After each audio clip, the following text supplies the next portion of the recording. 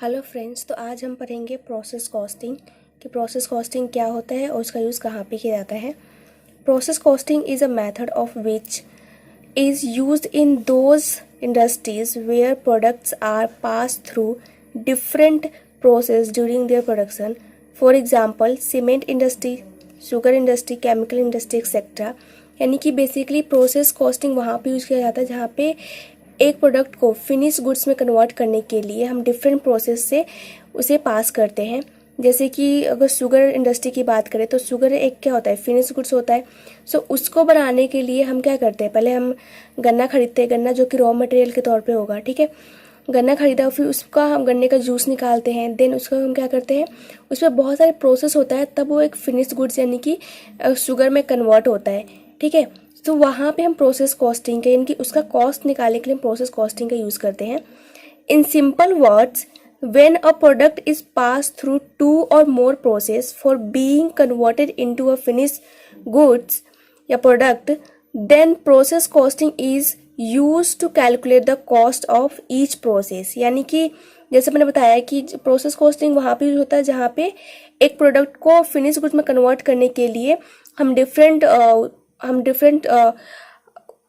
Like process से हम उसे क्या करते हैं, पास करते हैं, और उस हर प्रोसेस के बाद उसको उसकी कॉस्ट पर यूनिट कैलकुलेट करने के लिए हम किसका यूज़ करते हैं, प्रोसेस कॉस्टिंग का यूज़ करते हैं, ठीक है। सो हम देखते हैं कि प्रोसेस कॉस्टिंग को मेंटेन कैसे करेंगे, उसका फॉर्मेट क्या होता है, ठीक है। तो यहाँ पे देख सकते हैं कि मैंने दो प्रोसेस माने, प्रोसेस ए और प्रोसेस बी, ठीक है। सो प्रोसेस ए पहले फॉर्मेट देख लेते हैं, इसका प्रोसेस कॉस्टिंग का जो फॉर्मेट होता है वो कैसा होता है। सो यहाँ पे डेबिट आएगा, ये क्रेडिट आएगा, इसके बाद ये होगा particular quantity rupees, then particular quantity rupees, ठीक है। अब हमें कोई भी प्रोडक्ट बनाना होता है तो हम क्या करते हैं, सबसे पहले हम मटेरियल लगाते हैं उसके लिए, है ना। सो जितना मटेरियल लगाएंगे फिर जो उसकी यूनिट होगी वो और उसका अमाउंट आ जाएगा यहाँ पे। सो मान लो हमने ये मटेरियल लगाया और 1000 यूनिट लगाया हमने, ठीक है, और एक यूनिट की जो कीमत थी वो 10 रुपये थी, तो अमाउंट कितना हो जाएगा, 10,000। देन ज़रूरी नहीं है कि हम कोई प्रोडक्ट बनाते हैं उस पर सिर्फ रॉ मटेरियल लगता है, बल्कि और भी जैसे लेबर लगता है, लेबर जो काम करते हैं लोग उनको पेमेंट करनी होती है, ओवरहेड हो गए, और भी अदर एक्सपेंसेस होते हैं जो कि वहाँ पे हमें खर्च करना पड़ता है, ठीक है। तो यहाँ पे लेबर जितने भी एक्सपेंसेस होंगे वो डेबिट साइड में आ जाएंगे, जैसे कि लेबर हो गया, ओवरहेड हो गया, अदर एक्सपेंस हो गया, ठीक है। इसके बाद आता है नॉर्मल लॉस। नॉर्मल लॉस क्या होता है कि जैसे हमने मान लो कि हम शर्ट बनाते हैं, हमारे फैक्ट्री में शर्ट बनता है, तो हम क्या करते हैं, एक शर्ट बनाने में हमें पता है कि इतना कपड़ा तो वेस्ट जाना ही जाना है, ठीक है। लाइक अगर हम शर्ट बनाते हैं तो जो हम कटिंग करते हैं तो जो साइड साइड के छोटे छोटे कपड़े होते हैं वो क्या होते हैं, वेस्ट ही जाते हैं। तो हमें पता है कि इतना तो अगर हम एक शर्ट बनाए तो इतना कपड़ा तो वेस्ट ही जाना है, तो वो हमें पता है पहले से। नॉर्मल लॉस वो होता है जो हमें पहले से पता हो कि हाँ इतना तो ये वेस्ट जाएगा ही जाएगा, तो वो क्या होता है, नॉर्मल लॉस। एबनॉर्मल लॉस क्या होता है, जिसके बारे में पहले से कोई आइडिया नहीं होता है बट वो हो जाता है। और एबनॉर्मल लॉस लाइक मान लो कि हमने 1000 यूनिट लगाया, उस पर हमारा 100 रुपीज़ का 100 यूनिट क्या हो गया, नॉर्मल लॉस हो गया, ठीक है। जो आउटपुट निकल के आया वो 600 यूनिट निकल के आया, ठीक है। तो बाकी का अगर मैं बोलूँ कि 1000 यूनिट मैंने लगाया और 1000 का नॉर्मल लॉस हो गया, ठीक है, और 600 यूनिट निकल के आया, यानी कि 900 यूनिट निकल के आना चाहिए था ना। 1000 में से माइनस किया 100, तो 900 यूनिट आउटपुट निकल के आना चाहिए था, यानी कि जो फिनिश गुड जो बनने चाहिए थे वो 900 यूनिट बनने चाहिए थे। पर यहाँ पे सिर्फ कितना बन रहा है, 600 यूनिट। इसका मतलब क्या है, जो बाकी के 300 यूनिट कहाँ गए, वो हो गया एबनॉर्मल लॉस, यानी कि जिसके बारे में पता नहीं था लेकिन ये लॉस हमें हो गया, ठीक है। अब जो आउटपुट, जैसे मैंने बोला आउटपुट यानी कि जो जिसका गुड्स होगा, जैसे कि दो प्रोसेस होते हैं किसी भी उसमें, तो क्या होगा, एक से प्रोसेस हो गया, अब उसको हम दूसरे प्रोसेस में ट्रांसफर करेंगे, है ना। तो यहाँ पे इसको हम बोलेंगे इसका आउटपुट, यानी कि जो प्रोसेस ए का आउटपुट होता है वो प्रोसेस बी का क्या हो जाता है, यहाँ पे देखेंगे तो इनपुट हो जाता है, ठीक है। सो यानी कि प्रोसेस आउटपुट यानी कि जो फिनिश गुड्स निकल के आता है, तो यहाँ पे क्या 600 निकल के आया। अब इसको हम ट्रांसफर कर देंगे प्रोसेस बी में, ठीक है। उससे पहले हम समझ लेते हैं कि एबनॉर्मल गेन क्या होता है। जैसे मैंने बताया कि एबनॉर्मल लॉस वो लॉस होता है जिसके बारे में हमें कोई पता नहीं होता कि वो हमें होना है बट वो हो जाता है एक्चुअली में, ठीक है।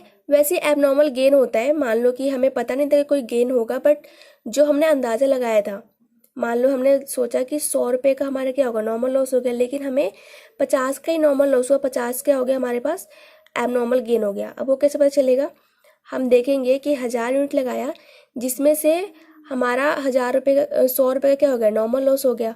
ठीक है, तो आउटपुट निकल के आना चाहिए था 900, मान लो यहाँ पे 900 निकल के आना चाहिए था, लेकिन 950 निकल के आया हमारा, 950 निकल के आया।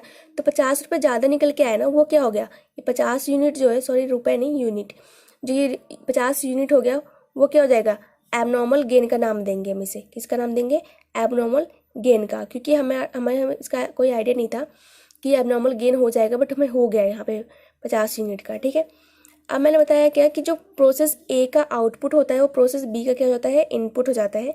तो यहाँ पे जैसे कि हम प्रोसेस बी में देख सकते हैं, यहाँ पे हमने ट्रांसफ़र किया था प्रोसेस बी में। ठीक है, बाय प्रोसेस बी किया था, तो यहाँ पे इसका मतलब क्या है कि हम प्रोसेस ए से प्रोसेस बी में ट्रांसफ़र कर रहे हैं। अब यहाँ पे जो आएगा प्रोसेस ए से आ रहा है, तो यहाँ पे टू प्रोसेस ए का नाम आएगा, फिर जितना क्वांटिटी हमने यहाँ से ट्रांसफ़र किया वो आ जाएगा, फिर इसका अमाउंट आ जाएगा।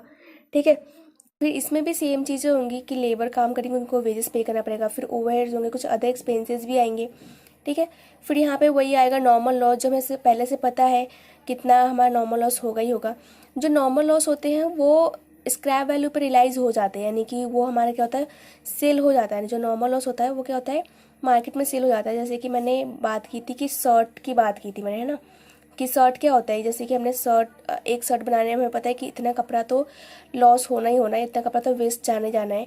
तो उसमें क्या होता है कि जो छोटे छोटे कतरन बच जाते हैं उस कपड़े के, वो क्या होते हैं, कई बार जो ट्रांसपोर्ट कंपनीज होती है, जैसे कि जिनको गाड़ी वाड़ी साफ़ करने का काम होता है ना बेसिकली, तो वो क्या करती हैं कि गाड़ी साफ़ करने के लिए उसे खरीद लेती हैं।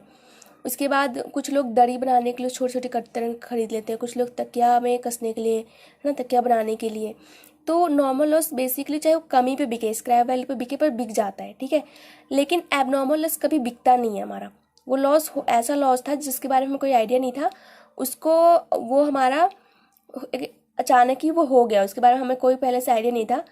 सो नॉर्मल लॉस जो होता है वो अनअवॉइडेबल होता है, उससे हम अवॉइड नहीं कर सकते, है ना। एक डिफरेंस भी है ये कि जो नॉर्मल लॉस होता है वो अनअवॉइडेबल होता है, उससे हम कभी अवॉइड नहीं कर सकते, लेकिन जो एबनॉर्मल लॉस होता है उससे हम कहीं ना कहीं अवॉइड कर सकते थे, बट हमने नहीं किया, इस वजह से वो लॉस हो जाता है। ठीक है, अब क्योंकि ये लास्ट प्रोसेस है, तो यहाँ पे क्या हो जाएगा, ये फिनिश गुड्स में कन्वर्ट हो जाएगा, है ना। जो हमने रॉ मटेरियल इंट्रोड्यूस किया था, यहाँ पे जो हमने रॉ मटेरियल लगाया था, अब क्या हो जाएगा, वो फिनिश गुड में कन्वर्ट हो जाएगा। तो हम उसे फिनिश गुड्स में डाल देंगे, जो भी उसका यूनिट होगा, जो रुपीज़ आएगा।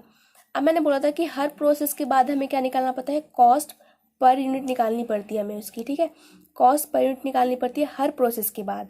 यानी कि जब हम प्रोसेस हमने एक बनाया था, जब हमने यहाँ पे प्रोसेस ए समझा था, तो भी हमें क्या बनानी पड़ेगी, इसकी कॉस्ट पर यूनिट निकालनी पड़ेगी, इसमें भी हमें कॉस्ट पर यूनिट निकालनी पड़ेगी। और जब हम प्रोसेस बी करेंगे तो भी हमें यहाँ पे कॉस्ट पर यूनिट निकालना ही निकालना पड़ेगा। ठीक है, सो हर प्रोसेस के बाद हमें कॉस्ट पर यूनिट निकालनी पड़ती है। तो वो कैसे निकालते हैं, cost per unit is equal to total cost minus normal loss in rupees, यानी कि जो नॉर्मल लॉस का जो रुपीज़ होगा ना वो लेंगे यहाँ पे, फिर अपॉन में total unit minus normal loss इन यूनिट्स।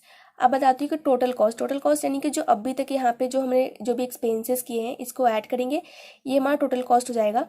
देन उसके बाद नॉर्मल लॉस क्या होगा, इन रुपीज़, यानी कि जो नॉर्मल लॉस यहाँ पे आएगा, जो इसकी वैल्यू आएगी वो ले लेंगे हमें यहाँ पे, वो माइनस करेंगे। सिर्फ नॉर्मल लॉस ही माइनस करते हैं, अब नॉर्मल लॉस हम माइनस नहीं करते हैं। ठीक है, उसके बाद टोटल यूनिट, यानी कि जो टोटल यूनिट इंट्रोड्यूस किया वो आ जाएगा, माइनस नॉर्मल लॉस की जो यूनिट होगी वो, यानी कि जो नॉर्मल लॉस यहाँ पे आया वो लेंगे हम। ठीक है, सो कभी भी हमारा टोटल यहाँ पे जो माइनस करते हैं हम टोटल यूनिट या टोटल कॉस्ट में से, वो नॉर्मल लॉस की ही यूनिट और नॉर्मल लॉस का ही रुपीज़ माइनस किया जाता है, एब नॉर्मल लॉस माइनस नहीं किया जाता है। ठीक है, सो आई होप कि आपको ये आपको चैप्टर समझ आया हो। अगर आपको समझ नहीं आया तो प्लीज़ कमेंट करके बता दीजिएगा। सो मिलते हैं नेक्स्ट क्लास में।